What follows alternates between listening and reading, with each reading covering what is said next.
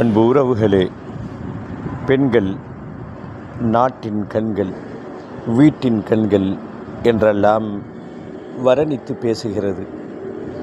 பெண்களை நாங்கள் போற்றுகிறோம், பெண் உரிமையை நாங்கள் பேசுகிறோம், பெண்களுக்காக வேண்டி நாங்கள் குரல் கொடுக்கிறோம் என்று சொல்பவர்களெல்லாம்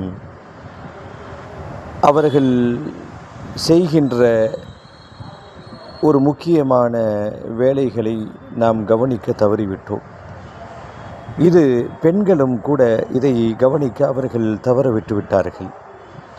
பெண்களை கண்ணியப்படுத்துகிறோம், பெண்களுக்கு மரியாதை கொடுக்கிறோம், பெண்களை உயர்த்துகிறோம், அவர்களுடைய சுதந்திரத்திற்கு குரல் கொடுக்கிறோம் என்று சொல்பவர்கள் ஒரு பக்கம் தங்களுடைய எண்ணங்களை, தங்களுடைய சிந்தனைகளை, தங்களுடைய பார்வைகளை ஊடகங்களின் பக்கம் திருப்பினால், சாதாரண குண்டூசி விற்பனை செய்வதற்கும் அரைகுறை ஆடையுடன் பெண்களுடைய அந்த கவர்ச்சி தேவைப்படுகிறது.